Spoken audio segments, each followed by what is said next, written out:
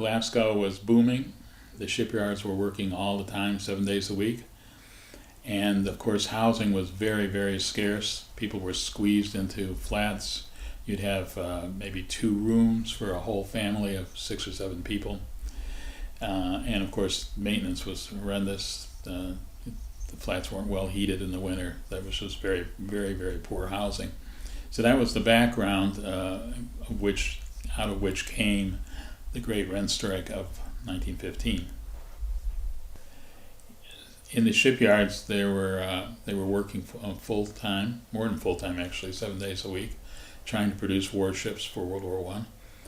And thus, Glasgow was a vital part of the war effort.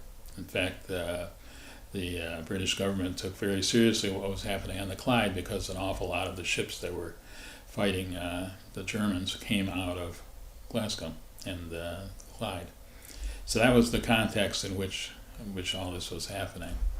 In that situation, the landlords started raising the rents because housing was scarce. They could get away with it. And in response to that, the women of Govan organized a rent strike. So they stopped paying the rents. And the rent strike started spreading from Govan throughout other parts of Glasgow. And of course, the landlords tried to respond, and their first response was to send out bailiffs to evict the people who weren't paying rent. But there were popular protests. The women were mobilized in the neighborhood, and they would block the bailiffs from coming in and start throwing flour bags at the bailiffs, and the bailiffs would finally withdraw. So that was the context in which the landlords decided the next step they would do is they would collect the rent by deducting from the wages of the shipyard workers. The production in the shipyards was so vital, gave the shipyard workers a certain leverage, a certain amount of power, and they were organized, and they used it. Now, of course, the government tried to suppress discontent in the shipyards as much as they could, and strikes were illegal. But nonetheless, they happened. They were short, quickie strikes quite often in the shipyards during World War I. Definitely, the rent strikes didn't happen out of nothing. They were organized. They were organized by women who, in fact, were experienced political people. They had been militant suffragists before this, and they were in an organization called the Independent Labor Party as well, a socialist organization. But absolutely, it was organized. The rent strike was organized in Govan by that core group, and it swept in all kinds of people, initially women and then the shipyard workers. And it was an extremely exhilarating experience, because here they were on the move. They were mobilizing tens of thousands of people. They were having an impact. They couldn't be ignored. And eventually they won a victory. So it was a huge boost to everybody's morale. Okay, well, when the thousands of people marched on the Sheriff's Court, it was a big event. Again, part of that reason that was true was a lot of the men came along with their wives. And when they did that, they left the shipyards, which meant the shipyards were shut down in the midst of the war. So it was a huge event. And when they got to the Sheriff's Court, they came from different parts. One march came from Govan, but there were marches from other parts of the city as well. And they all converged on George Square and then the Sheriff's Court. So there were the streets around the Sheriff's Court were blocked with protesters, and some of the leaders would get on sandwich boards from the newspaper kiosk. They would be held up by some sturdy men, and they would give speeches on top of that. So it's hard to visualize, but they didn't have microphones. They just bellowed. And one of those was John McLean. John McLean was one of the people on the sandwich boards denouncing the landlords and calling for a rent freeze. So here was all the streets in around the Sheriff's Court in the city center of Glasgow were blocked, and the protesters sent a delegation of shipyard workers into the sheriff to meet with the sheriff. They told the sheriff if any of the people involved were evicted because they refused to pay the rent, there would be a strike at the shipyards.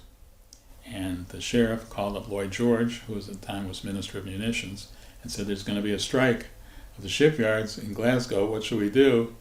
And Lloyd George said, "We will make sure that rents are frozen during the war, and they were.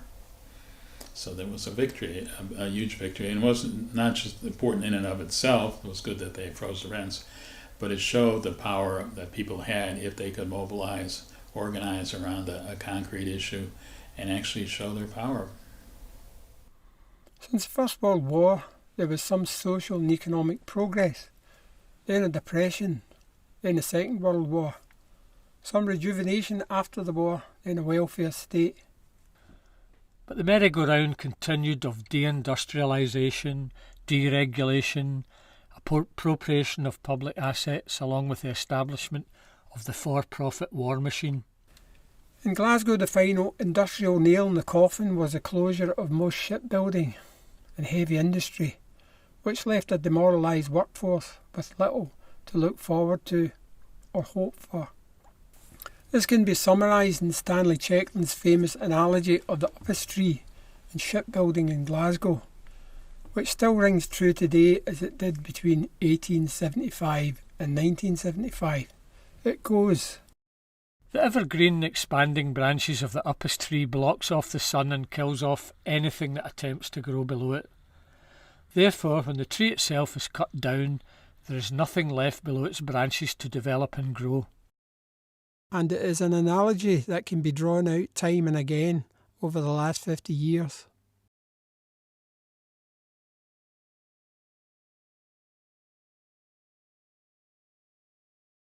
The technological age was the great promise to replace heavy engineering.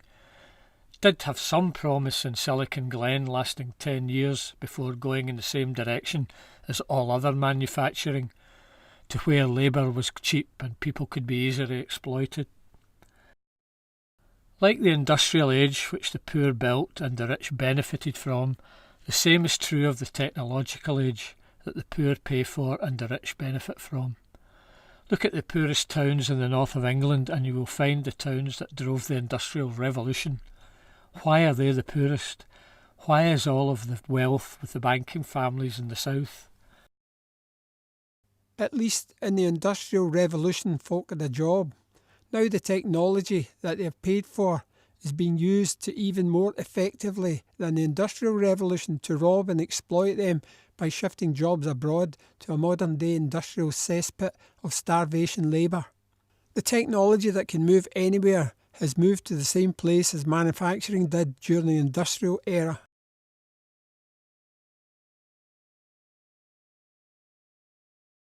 What is left for the domestic population who are unskilled, untrained and unneeded?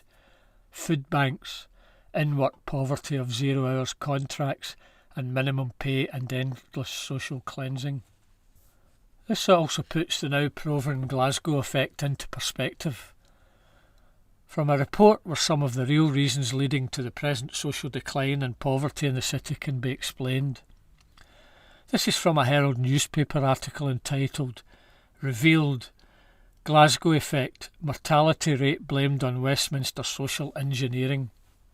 In Glasgow's case, the skills of the city were also moved out under the government policy of creating the disadvantages leading to what they termed a failed city. The Scottish Office implemented social engineering policies that it knew to be damaging to the long-term health of Glaswegians. The report claims to offer evidence reasons for so-called Glasgow effect, the phenomenon which sees more people die prematurely in Glasgow than can be accounted for by poverty alone in comparison to the rest of the UK.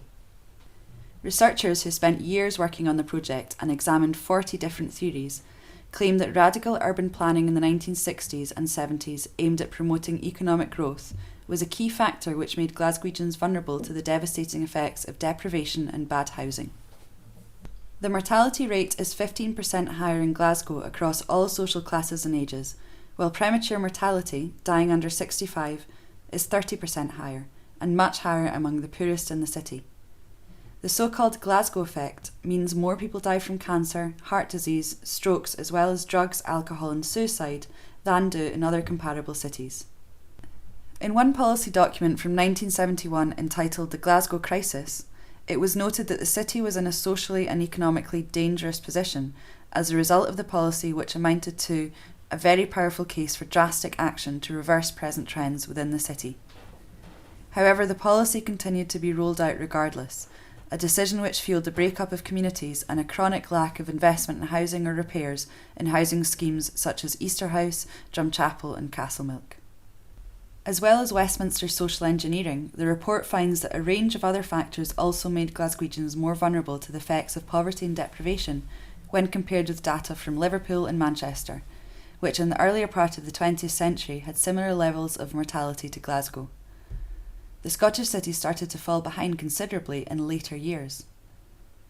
Researchers found that the historic effect of overcrowding was an important factor and highlighted the strategies of local government, which prioritised the regeneration of the city centre over investment in the city's housing schemes as having a significant impact on the health of Glaswegians.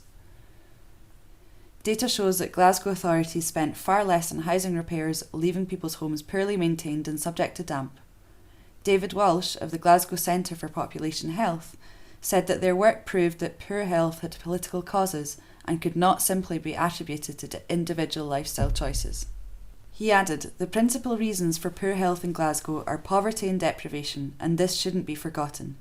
However, even given its very high levels of deprivation, Glasgow has much worse health than it should have, and much worse than in comparably deprived cities like Liverpool, Manchester and Belfast, cities that had been through the same process of deindustrialisation. Until now, this has been an unexplained phenomenon, but this new research is based on assessment of a huge amount of evidence and is not speculation based. The Scottish Office documents were particularly revealing, he claimed. The Scottish Office embarked on a series of policies that effectively wrote off the city. They designated it a declining city, and their plans focused on economic growth elsewhere, he added. This was a policy that went on for decades despite an awareness that this was having a massively negative impact in socio-economic terms and therefore on health.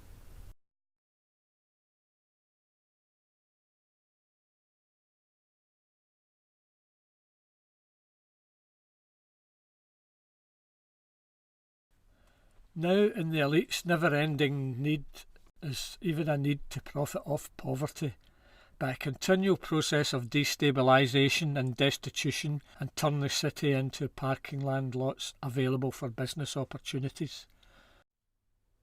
In the front of the People's Palace in Glasgow Green stands an ornate fountain that has become the centrepiece of the space and found a place in people's hearts, a jewel of the city. But if you look closer, you will discover the monument has little in common with the ethos of the People's Palace as a place of local people's history, but is in fact a monument to the British Empire. Some have argued why it was removed from another part of the park and plonked directly in front of the People's Palace, a place that records the struggle of ordinary people, the same as those who struggled against the colonisation of their countries by the imperialists the monument represents. In another area of the park, at the end of a tree-lined path, you can find a more contemporary monument we are encouraged to love. The 3D symbol of the Commonwealth Games, or part of the celebration of Britain's former territories. These are here because colonisers never let things go. What has happened to the East End of our city over the last 50 years is nothing short of colonisation and social cleansing. The city that was famous for having a motorway running through it needed those in its way to be shifted long before the work began. The blight of the East End didn't happen overnight. It was a long-term planned project. The destruction of the last vestiges of the older communities in the East End, such as Kilmarnock, which was flattened to accommodate a week or two of sport, laid the whole of the East End wide open to profiteers. If that's not colonisation, I don't know what is. It is probably difficult for those at the opposite end of the city to comprehend what has happened to the East End of Glasgow, unless a concerted effort to get into a car and look, because only by car can you comprehend the scale of the destruction.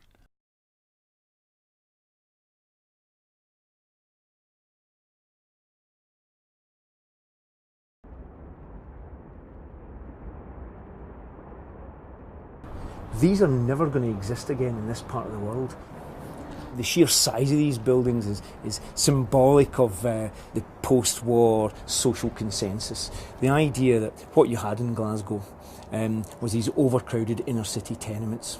And there was the idea that people were going to get better housing, and they were going to move out, they were going to get this light, this modernist ideal of light and fresh air and so forth. But there was still the idea, of course, of the social, of the community. So that's what you have here. You have 5,000 people, but it's a community that's here. As I say, we get this problem, this horrific word, but residualisation, which really brings the place down.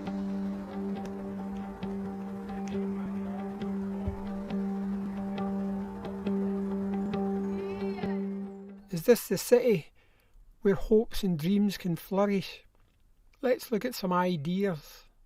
People of all economic groupings need to become involved in deciding and designing real infrastructure for their community needs in the fight against residualisation, where the weakest are left to fight for themselves in isolation and broken communities.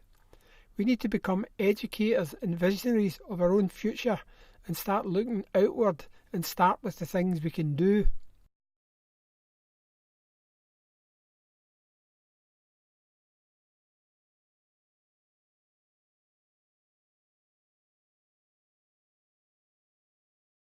Today the relationship to what is being built is between the architect and the client, rather than the people who will live in or use the building. Victor Papanek, the author of Design for the Real World, explains, with the vast amounts of taxpayers' money spent by the authorities on public works, how then are the public expected to assess such public building projects in terms of their usefulness to the community? Architecture and design are treated as vocational subjects. Why are design and architecture not treated as social subjects early on at school? In a multi-materialistic society, the assessment of design quality in building and when purchasing goods would be of economic and practical use to most people. After all, we are born in buildings and spend most of our lives in them. People send their kids and parents attend dance classes, drama class, art classes. Less than 1% of these children will take up dancing, acting or art as a full-time career. Yet classes are crowded because they are enjoyed. For while most of us do not take up professional dancing or indeed professional architecture, we all do spend most of our lives in buildings. Therefore, the closer the education topic is to the reality of the situation, the more relevant the lesson. So why do we not teach architecture to children? There's a need for us to become our own experts. When so much of the development of our environment is in the control of experts and usually paid for with public money, why isn't some of that budget put aside in order that the public can employ their own representative experts unless they can do it themselves, who would work to inform the community of the social and economic impact of major building works in their areas? We need to ask, where do we go from here? Where do we find the inspiration to win things? So the 1915 rent strike didn't have the internet. They had pots and pans, whistles and rattles, solidarity and solid organisation. The Merrillese strike to defend the whole council estate had numbers. The poll tax against another of Thatcher's hatchet jobs in the poor had sheer audacity and numbers. The people of Reedvale Denison didn't know what they were doing when they demanded and succeeded in saving their homes and community from the bulldozers in 1980s. They didn't know what they were doing, but they knew what they wanted. The visionary architects of the 60s actually built the kind of social homes people needed. Some social housing was built so well the private sector fought to demolish them as the standard of council housing surpassed that of private dwellings. We could look at these models again. Clachan Co-Housing Group in Maryhill also know what they want, is working on a project looking to build houses and creating alternative models of living together. Spain's high rents bring young and old under one roof, connecting different generations to live together for social as well as economic reasons. Kelvinside Meadows fighting the developers and winning to keep green space wide open. Cotec is a network of 40 cooperatives. It aims to create a better technology sector in the UK that focuses primarily on workers, customer end users' needs rather than on generating private profit. Renfrew and Falkirk are the only places in the country with state-owned housing. Apart from that, social housing as we know it does not exist. Maybe we need to reinvent it. Living Rent, Scotland's tenants union, is after permanent rent regulation and are an inspiration and solidarity, focused aims and the wherewithal to carry them out. In Berlin, there are grassroots plans to renationalise up to 200,000 ex-council homes from corporate landlords. We could do this too. Barcelona's new mayor has made housing a top priority. Even above tourism and corporate profits, things have gotten so bad, and so could we. In Vienna, social housing has been taken out of the ghetto mentality. In parts of Vienna where you live, you'll find all kinds of social groupings, and for them this is one of the most important things they want to do, and so should we. Guerrilla architecture has stepped in to turn abandoned sites in Seville and other Spanish cities into dramatic art spaces that are inspiring a new breed of architect. People before icons, community before profits is their call. You can find inspiration and ideas in Europe and even further abroad. Detroit has 1,400 urban farms growing out of urban decay where there was nothing. They asked the question, do we fight for supermarkets or do we feed ourselves? Do we fight for schools or do we teach our own kids? A ton of ideas growing up around growing, co-ops and place-based learning. Zapatistas and the revolutionary women's laws include reproductive health facilities, access to technology and education, small business support, independent decision making, not being physically, mentally and emotionally abused. Where are these things here? And also among the Kurdish women's movement, thinking about women in life in all of its aspects. We are against the opinion that the women's question is just related to women's problems. Everything that happens is related to women. We deal with issues ranging from ecology to science and to the arts. And speaking of ecology, we here also have our own homegrown sources of inspiration. Scotland's Common Good Fund is 500 years old and consists of hundreds of millions of pounds of assets that are publicly owned. Why would ordinary people ignore such valuable assets accrued over so many years by so many unless they were hidden from view? Hundreds of millions of pounds worth of assets that are publicly owned out of sight. We need to ask why, and we need to start claiming them. Throughout our history we have come up with ideas that seem revolutionary now and were even then. The men and women of the Scottish Enlightenment formed what one of the foremost historians of the movement has called a self-consciously cosmopolitan European philosophic family. They did this through opening up knowledge to the world so folk could commune with it and each other, not to weaponise knowledge against people. Maybe we need a second Enlightenment. Patrick Geddes was a Scottish biologist and sociologist who was one of the modern pioneers of the concept of town and regional planning. In 1887, while working at the University of Edinburgh, Geddes opened the first of a series of student residencies at Riddles Court. It was an independent, extra-academical experiment, and University Hall remained autonomous and self-governing. It began with 10 rooms and 7 students who had the right to elect new residents and manage the internal affairs of the residence. An idea for today's student in their private debt-ridden living conditions.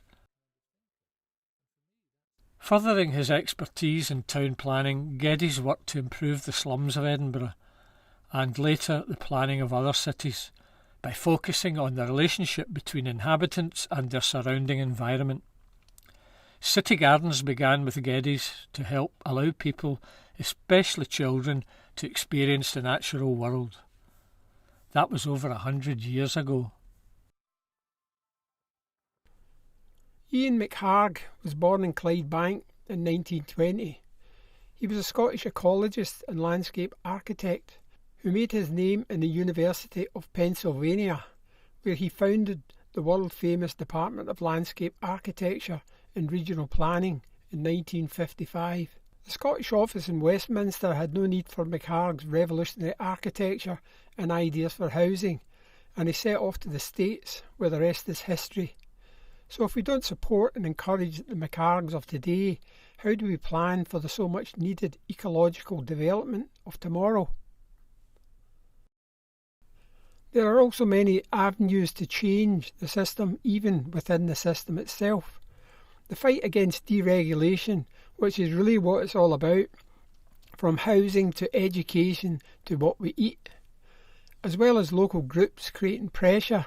There is a Scottish Housing Quality Standard, we have the Right to Repair Act, Scottish Building Standard of Construction, the Administrative Justice System, the Community Empowerment Act, the Freedom of Information Act. We have the freedom to organise, cooperate and change things. What's to stop us? So the question might be, how do we galvanise a movement to build institutional power? So this is Walt Whitman. This is the city and I am one of its citizens. Whatever interests the rest interests me. Politics, wars, markets, newspapers, schools, the mayor and councils, banks, tariffs, steamships, factories, stocks, stores, real estate and personal estate. What Whitman is suggesting in this statement is, to be effective as citizens, we need to be keeping more than one idea in our head at the same time, because life tends not to be linear, one thing then the next. It is more about intersections of ideas that flow around, over and under each other, that we have to weave together to create understanding.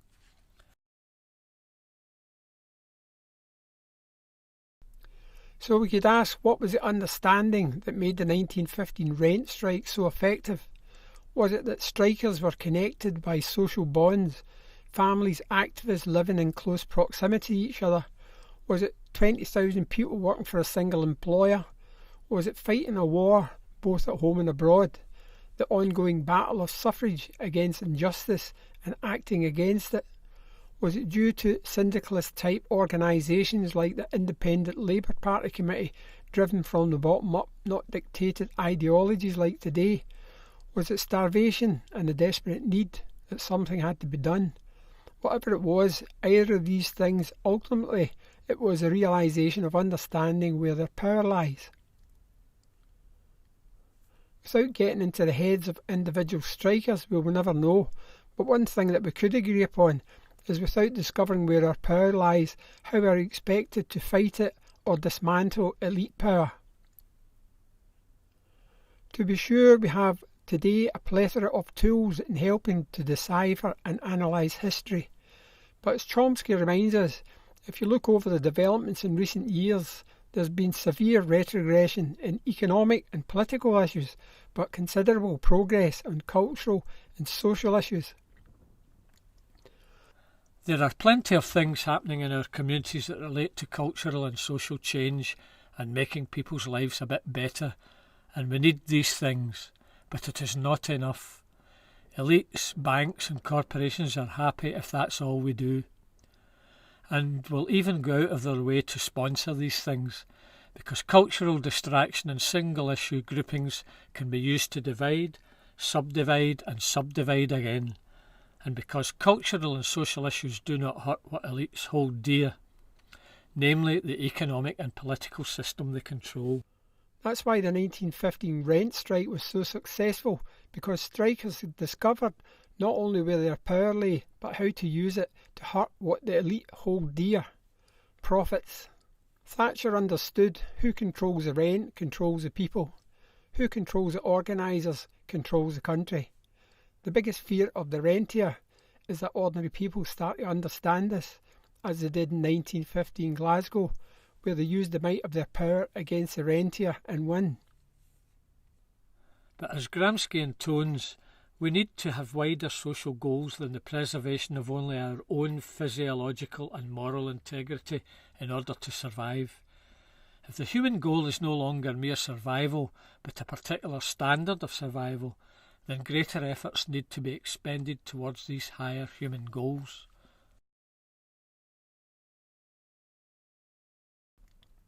Shelter is something we all require, and the present housing struggle could be used as a collective demand around cultural and social issues, and work towards collective broader aims that could help to unify single-issue groups around economic and political issues that our joint power could actually win.